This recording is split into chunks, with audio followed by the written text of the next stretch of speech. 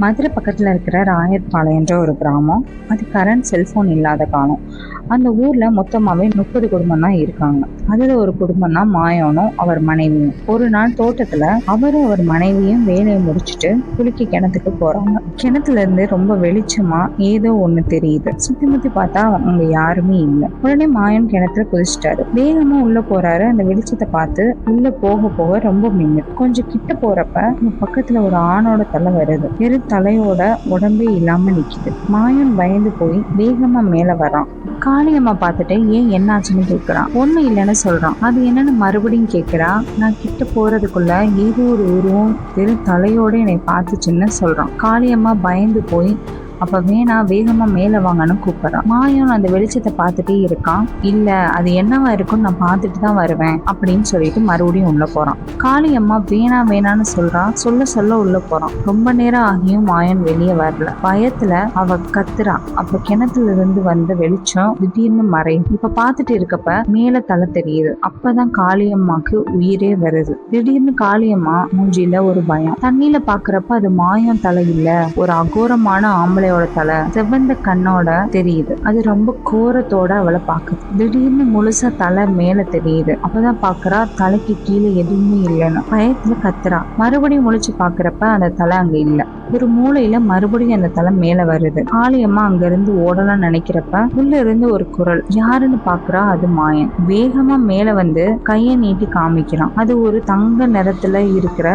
சாவி. ஆனா அந்த சாவி ரொம்ப பெருசா இருக்கு. அதை சுத்தி பல கயிறு கட்டி இருக்கு. இத பார்த்து இது ஏதோ தப்பா படுது, கிணத்துக்குள்ளேயே தூக்கி போட சொல்றான். ஆனா மாயன் அதெல்லாம் இல்ல, இது ஏதோ புதையல் சாவியா இருக்கலாம், வா வீட்டுக்கு போய் பாப்போம்னு சொல்றான். அன்னைக்கு நைட் காளியம்மா தூங்குறப்போ ஒரு பயங்கரமான உருமுற சத்தம் வருது. மெதுவா கண்ணை முழிக்கிறா.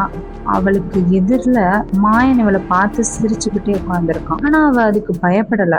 மாயன் கையில ஒரு தலையை தாங்கி பிடிச்சிட்டு உட்கார்ந்துருக்கான். இதை பார்த்ததும் அவளுக்கு உயிரே போயிருச்சு. அப்போ உடனே அந்த தலையை முடிச்சு இவளை பாக்குது. அது ரொம்ப அழுகி போய் கண்ணு பிதுங்கி ரொம்பவே கொடூரமா இருக்கு. மாயன் கையில இருந்து தானா மெதுவா காளியம்மா கிட்ட வருது. மெல்ல மூஞ்சிக்கிட்ட வந்ததும் பயங்கரமா கத்திடுறா. வேகமா முழிப்பு வந்து எந்திரிச்சு பாக்குறா. அது கனவு. பயத்துல எந்திரிச்சு பாக்குறா. அங்க அவளோட கணவன் மாயனை காணும். அங்க கொஞ்சம் தள்ளி அவனோட பையன் குமரன் படுத்திருக்கான். இவ குழப்பத்துல திடீர்னு எங்க போனான்னு எந்திரிச்சு வெளியில போய் பாக்குறதுக்கு கதவை திறப்புறா. திடீர்னு ஒரு இருட்டுல ஒரு உருவம் பார்த்ததும் அலறிடுறான். அது மாயன். வெளியே நின்றுட்டு அந்த சாவிய கையில வச்சுட்டு பார்த்துட்டே இருக்கான். அப்ப அவன் மாயன்ட்ட வெளியே என்னையா பண்றேன்னு கேக்குறான். மாயன் எதுவுமே பேசாம எனக்கு புதையல் கிடைச்சிருக்கு, வா காட்டுறேன்னு கூப்பிடுறான். காளியம்மா உளராம உள்ள வந்து படுன்னு கூப்பிடுறான். இல்ல என் கண்ணால பார்த்தேன், வைரம் தங்கம்னு நிறைய இருக்குன்னு சொன்னதும் எங்க இருக்குன்னு காளியம்மா ஆச்சரியமா கேக்குறான். என் கூட வான்னு சொல்லி ஒரு விளக்க கையில எடுத்துட்டு முன்னாடி போறான்.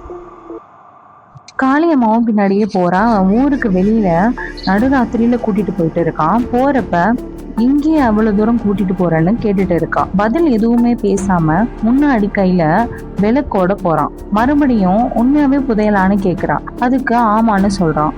ஆனா மாயனோட குரல் ரொம்பவே வித்தியாசமா கொடூரமான குரலா கேக்குது. பயந்து போய் பின்னாடியே போயிட்டு இருக்கான். ஆனா ஊரு பக்கத்துல ஒரு பாழடைஞ்ச அரண்மனை நடு காட்டுக்குள்ள இருக்கு. அது தூரத்துல தெரியுது.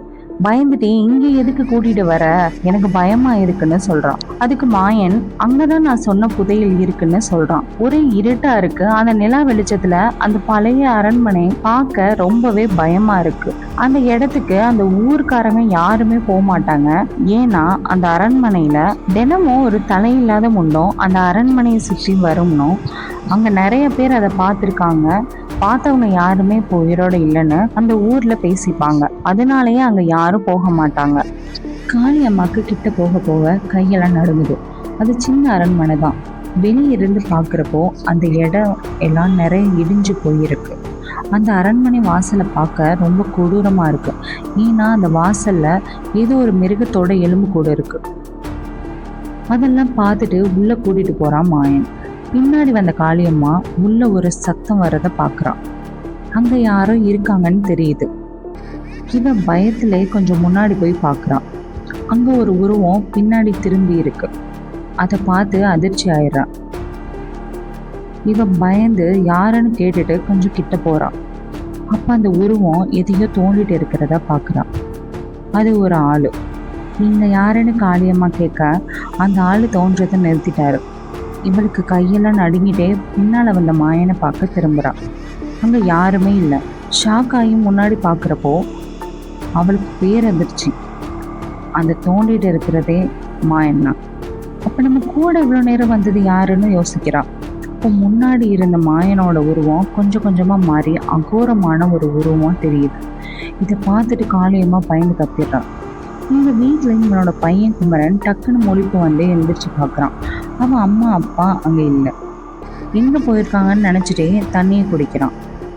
அப்போ வீட்டுக்கு வெளியில் ஒரு சத்தம் கேட்குது. அது ஒரு அகோரமான சத்தம். மிருகம் கத்துற மாதிரியான ஒரு சத்தம் கேட்குது. அந்த சத்தம் ரொம்ப கிட்ட கிட்ட கேட்டுகிட்டே இருக்கிறப்ப கதவுக்கு பின்னாடி தான் இருக்குன்னு தெரியுது. பயந்து மெதுவாக கதவை திறக்கிறான். வெளியே இருந்து காளியம்மா கையில் ஒரு விளக்கோட அவனை பார்த்துட்டு சிரிக்கிறான். அம்மா நீயா, நான் ரொம்ப பயந்துட்டேன்னு சொல்கிறான். ஆனால் காளியம்மா எதுவுமே சொல்லாமல் அவனை பார்த்துட்டே நிற்கிறான். என்னாச்சு அம்மான்னு கேட்குறான்.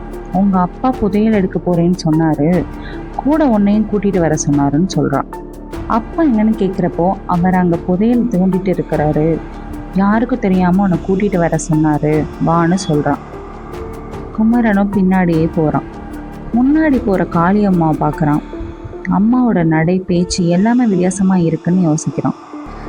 காட்டு வழியாக போகிறப்ப அந்த அரண்மனையிலிருந்து ஒரு வெளிச்சம் தெரியுது. அது என்னன்னு கேட்குறான். பதில் எதுவும் சொல்லலை. அந்த அரண்மனை கிட்ட போகிறப்ப முன்னாடி போகிற காளியம்மாவை பார்க்குறான். அவன் பக்கத்தில் திடீர்னு காட்டுக்குள்ளேருந்து ஒரு முகில் வேகமாக ஓடுது. இவன் பார்த்துட்டு டக்குன்னு பயந்துடுறான். அப்போ தான் அவனை கவனிக்கிறான். தரையில் பார்க்குறப்போ இருட்டில் அவனோட நிழல் அந்த விளக்கு வெளிச்சத்தில் தெரியுது. ஆனால் முன்னாடி இருக்க அவன் அம்மாவோட நிழல் தெரியலை. அதை பார்த்ததும் டக்குன்னு நின்னுறான். முன்னாடி போன காளியம்மாவும் நின்றுட்டு என்ன இப்போ நிற்கிறேன்னு திரும்பி பார்க்காமையே கேட்குறான். பயத்தில் வேர்க்க ஆரம்பிக்குது. நீ யாருன்னு பயந்துட்டே கேட்குறான். முன்னாடி இருந்து எந்த பதிலுமே வரலை. மறுபடியும் கேட்குறான். டக்குன்னு திரும்பி பக்கத்தில் ஒரு கண்ணு இல்லாமல் மூஞ்சியில் கொடூரமான ஒரு உருவத்தோட நான் தாண்டா உன் அம்மான்னு சொல்லுது. இதை பார்த்துட்டு கத்திட்டு அலறி அடித்து அங்கேருந்து காட்டுக்குள்ளே ஓடுறான். வேகமாக ஓடி போய் கால் தடுக்கி ஒரு இடத்துல விழுறான். அப்போ தூரத்தில் பார்க்குறான். அங்கே பாலடைஞ்ச அரண்மனை வழியாக கருப்பு உருவம் நிற்கிது. அரண்மனை வாசல்ல இருந்து வெளியே வருது. இவன் அங்கே ஒரு பெரிய மரம் பின்னாடி நின்று ஒளிஞ்சு பார்க்குறான். அப்போ அந்த நிலா வெளிச்சத்தில் பார்க்குறப்போ அங்கே பார்த்த உருவத்துக்கு தலையே இல்லை, வெறும் முண்டை மட்டும் இருக்குது. கை கால் எல்லாம் மனுஷனோடது மாதிரியே இருக்குது. அந்த வாசலில் விட்டு வெளியே மெதுவாக நடந்து வருது. முன்னாடியே ஒரு உருவம் தெரியுது. அது அவனோட அப்பா. ஆனால் மாயன் முகம்ல செதஞ்சு போயிருக்கு. அவன் கையில் பெருசாக தங்க நிறத்தில் ஒரு சாவி கையில் வச்சுருக்கான். அந்த சாவியோட அந்த தலையில்லாத முண்டம் பின்னாடி வரான். வெளியே வர வர இந்த தலையில்லாத முண்டத்தை பார்த்து குமரன் அதிர்ச்சி ஆகிறான். நான் அந்த தலையில்லாத முண்டம் குமரன் போலவே உருவத்தில் மாறுது. இதை பார்த்து அதிர்ச்சியில் காலெல்லாம் நடுங்கி போய் வெளியே வந்து மறுபடியும் எங்கேயோ போகிறத பார்த்துட்டு இருக்கப்போ திடீர்னு அவன் தோல் மேலே ஒரு கை தொடுது. பயந்து போய் கீழே விழுந்து திரும்பி பார்க்குறான். அது ஒரு பெரியவர். அந்த ஊர் கோவிலில் படுத்திருப்பாரு. ஆனால் அவர் ஊருக்குள்ளே வரமாட்டார். அவர்கிட்ட யாரும் பேசுறதும் கிடையாது. சட்டை இல்லாமல் வேஷ்டி துண்டு மட்டும் கட்டிட்டு இருக்காரு. எந்திரின்னு சொல்லி குமரன் கிட்ட பேசுறாரு. இப்போ பார்த்த முண்டம் அவன் பேரு காரியன். இங்கே பல வருஷமாக சுற்றிட்டே இருக்கு. ஒரு காலத்தில் இந்த அரண்மனையில் இருக்கிற ராஜா தான் இவனோட தலையை வெட்டினாரு. காரியனும் இந்த அரண்மனையில் வேலை பார்த்தவன் தான். ராஜா எதுக்காக இவன் தலையை வெட்டினாருன்னு தெரியாது. ஆனால் தலையை வெட்டி பல ஊரில் இருந்து மந்திரவாதிகளை வச்சு அவனோட தலையை ஒரு பெட்டிக்குள்ளே வச்சு பூட்டி எங்கேயோ கொண்டு போய் மறைச்சிட்டாங்க. அவனோட முண்டத்தை மட்டும் இந்த அரண்மனையிலேயே புதைச்சிட்டாங்க.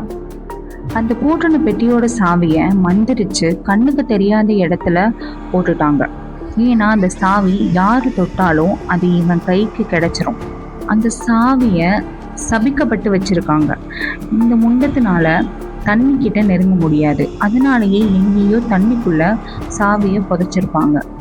அதை எப்படியோ அப்பா எடுத்துட்டான்னு சொல்றாரு. அந்த சாவி அந்த முண்டத்துக்கே கிடைச்சாலும் தலையை தேடி எடுத்தாலும் பெட்டியை அதனால திறக்க முடியாது. ஏன்னா அது ஒரே குடும்பத்தை சேர்ந்தவங்களோட ரத்தத்தால அந்த சாவியை நினைக்கணும். அப்பதான் திறக்க முடியும். நீ உன் குடும்பத்தை காப்பாற்றணும்னா அந்த அரண்மனைக்குள்ள ஒரு வாள் இருக்கு. அதனால மட்டும்தான் அந்த முண்டத்தை கொல்ல முடியும். அதை எப்படியாவது கண்டுபிடிச்சிரு. ஆனா ஒண்ணு, அவன் நெஞ்சில மட்டும்தான் குத்தணும். அவனை கொல்லணும்னா உன்னோட குடும்பத்துல யாராச்சும் இந்த வாளால கொல்லணும். அப்பதான் அவனை நிரந்தரமா கொல்ல முடியும். இதை கேட்டுட்டு குமரன் தன் குடும்பத்தை காப்பாத்த தன்னைத்தானே குத்தி சாகலான்னு முடிவு பண்ணி அந்த அரண்மனைக்குள்ள போறான். உள்ள போறதுக்கு முன்னாடி ஒரு தீப்பந்தத்தை எடுத்துக்கிட்டு போறான். உள்ள போறான், ஒரே இருட்டு, நிறைய இடம் இடிஞ்சு போய் இருக்கு. உள்ள போறப்ப ஒரு அழுகுரல் கேக்குது. யாருன்னு கேக்குறான். அழுகுரல் இன்னும் நல்ல சத்தமா கேக்குது. பயந்துட்டே இன்னும் உள்ள போறான். அப்ப அவன் முன்னாடி 3 புதைக்குழி தெரியுது. அதை பாக்குறான். அதுல எட்டி பாக்குறான். உள்ள ஒருத்தனோட எலும்பு கூடு இருக்கு. ஆனா மண்டை ஓடு மட்டும் இல்லை. அப்பதான் நினைக்கிறான் அது அந்த முண்டத்தோட புதைக்குழின்னு. அதை பார்த்துட்டே திரும்புறப்ப அந்த முண்டம் பின்னாடி நிக்குது. அவன் கழுத்தை பிடிச்சு மேல தூக்குது. வழியில கத்துறான். பின்னாடி அவனோட அப்பா சிரிச்சுட்டு பார்த்துட்டு நிக்கிறான். கையில இருக்கிற கட்டையில வர நெருப்பை தூக்கி வீச பாக்குறப்ப குமரன் பாக்குறான், அங்க இருந்து செவுத்துல ஒரு வாள் தெரியுது.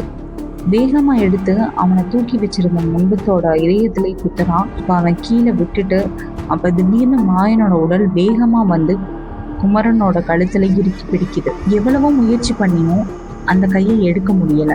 மாயனோட பல்லால அவன் கழுத்துல கடிக்க கிட்ட வரப்ப குமரன் கையில வச்சிருந்த வாளால அவன் அப்பாவோட நெஞ்சில குத்துறான். அந்த முண்டம் தானாவே மறைஞ்சு போகுது. அவன் அப்பாவை தன் கையால குத்துனதை நினைச்சு அலறான். அப்போ அவனோட அம்மாவோட குரல் கேக்குது. எங்கன்னு தேடுறான். அப்போ அவன் 3 குழியில இன்னொரு புதைக்குழிய பாக்குறான். காளியம்மாள் கையில அருந்து ரத்தத்தோட துடிச்சிட்டு இருக்கிறத பாக்குறான். வேகமா அங்க இருந்து அந்த அரண்மனை விட்டு வெளியில கூட்டிட்டு போறான். அவன் அப்பா இறந்ததை பத்தி எதுவும் சொல்லல, காணாம மட்டும் சொல்றான். அடுத்த நாள் காலையில அந்த ஊர்ல இருக்கிறவங்க எல்லாம் வேகமா ஓடுறத குமரன் பார்த்துட்டு அவன் என்ன ஆச்சுன்னு ஓடுறான். அப்ப எல்லாம் ஒரு இடத்துல கும்பலா நிக்கிறாங்க. குமரன் போய் பாக்குறப்ப ஒரு இடத்துல ஒரு உடம்பு தலை இல்லாம முண்டமா கிடக்கிறத பாக்குறான். அது வேற யாரும் இல்ல, அந்த பெரியவரோட உடம்பு. தலை இல்லாம இருக்கிறத பார்த்துட்டு குமரன் உடம்பெல்லாம் நடுங்க ஆரம்பிச்சிருது. அதை பார்த்துட்டே தூரத்துல பாக்குறப்ப அந்த தலை இல்லாத முண்டம் கையில சாவியோட நிக்குது. பார்த்து அதிர்ச்சியில உறைஞ்சு போய் நிக்கிறான்.